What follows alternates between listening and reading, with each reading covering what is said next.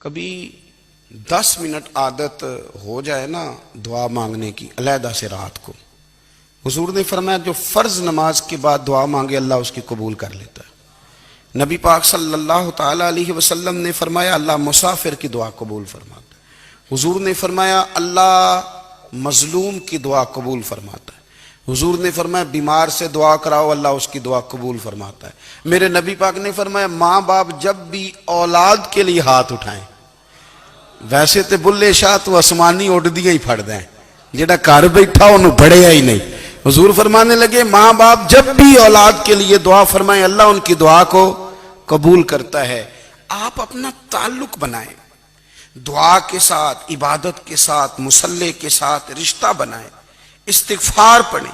صلاح الدین ایوبی صلیبی جنگوں میں تھے، رات کو مسجد اقصیٰ میں نماز پڑھی تو پریشان تھے۔ ایک بزرگ سے ملاقات ہوئی تو وہ کہنے لگے کہ آپ بڑے پریشان ہیں۔ کہنے لگے حضور پریشان اس لیے ہوں کہ پہلے ہی مسلمان کمزور ہے، اب میں نے سنا ہے دشمن کا ایک بحری بیڑا وہ جنگی سامان سے بھرا ہوا آ رہا ہے، تو اب ان کے پاس اور تلواریں اور نیزے آ جائیں گے، مسلمانوں کے پاس پہلے ہی وسائل کی کمی ہے، پریشان ہو کس طرح کر کے مقابلہ کریں گے۔ یہ بات کہتے ہی صلاح الدین ایوبی نے بزرگوں سے کہا حضور آپ بھی دعا کرنا، دعا کی بڑی طاقت ہے۔ میرے نبی پاک نے فرمایا دعا مومن کا ہتھیار ہے، دعا مومن کا حضور نے فرمایا تقدیر کو سوائے دعا کے کوئی چیز نہیں بدل سکتی۔ دعا مومن کا ہتھیار ہے، یہ کافر کے پاس کوئی نہیں، یہ ہتھیار ہے مومن کا۔ اللہ کرے آپ کو سمجھ آئے، پھر سنیں کئی بار کہہ چکا ہوں یہ ہتھیار ہے۔ کافر کے مقابلے میں جو تیرے پاس سب سے بڑا ہتھیار ہے وہ دعا ہے۔ دعائیں کرانی چھوڑ دی، کرنی چھوڑ دی، لینی چھوڑ دی۔ حضرت سیدنا انس بن مالک رضی اللہ تعالیٰ عنہ فرمایا کرتے تھے میں نے وہ رنگ دیکھا ہے جب حضور دعا مانگتے تھے اور حضور کی مقدس آنکھوں میں آنسو بھی ساتھ ہی بہا کرتے تھے، میں نے وہ انداز دیکھا ہے۔ تو صلاح الدین ایوبی بزرگ سے کہنے لگے آپ بھی دعا کیجئے، اور خود رونے لگے اور سر سجدے میں رکھ کے رونے لگے، اور عشاء سے لے کر فجر تک روئے، خوب روئے۔ صبح وہ بزرگ آئے تو صلاح الدین ایوبی کا خوبصورت اور ہنستا ہوا چہرہ دیکھا، کہنے لگے آپ بڑے خوش ہیں، رات تو میں نے بڑے روتے ہوئے دیکھا تھا۔ تو کہنے لگے حضور وہ جو بحری بیڑا آ رہا تھا نا وہ پانی میں ڈوب گیا ہے، اب وہ نہیں آ رہا، ابھی خبر آئی ہے تو میں بڑا خوش ہوں۔ بزرگ کہنے لگے اوٹ سینے سے لگ اور سن ایک بات، وہ بحری بیڑا پانی میں نہیں ڈوبا، وہ تیرے آنسوؤں میں ڈوب گیا ہے۔ وہ جو تو رات رویا ہے نا رب کریم کی بارگاہ میں تو وہ ڈوب گیا ہے۔ بھائی اپنا مصلی کا، عبادت کا، وظائف کا، اللہ کا سلسلہ اس کو مضبوط کریں، اپنی دعاؤں کے تعلق کو مضبوط کریں۔ دعائیں بڑے انقلاب برپا کر دیتی ہیں۔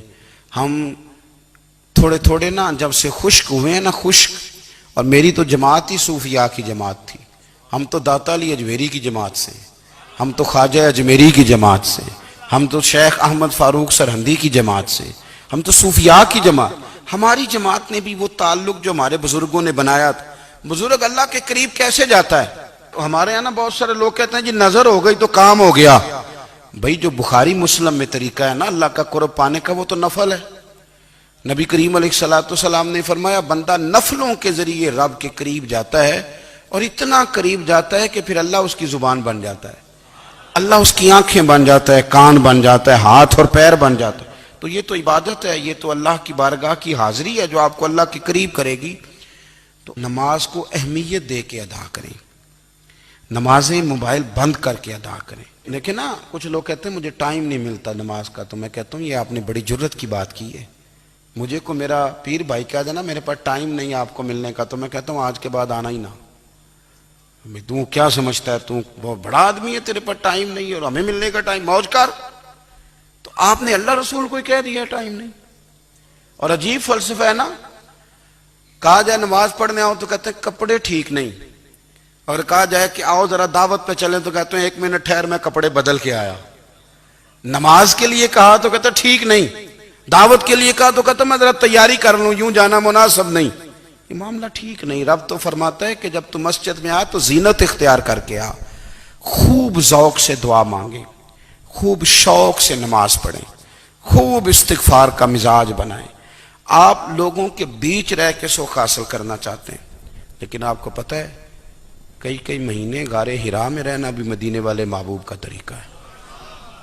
ہر سال اعتکاف بیٹھنا الگ سے، یہ بھی حضور کا طریقہ ہے۔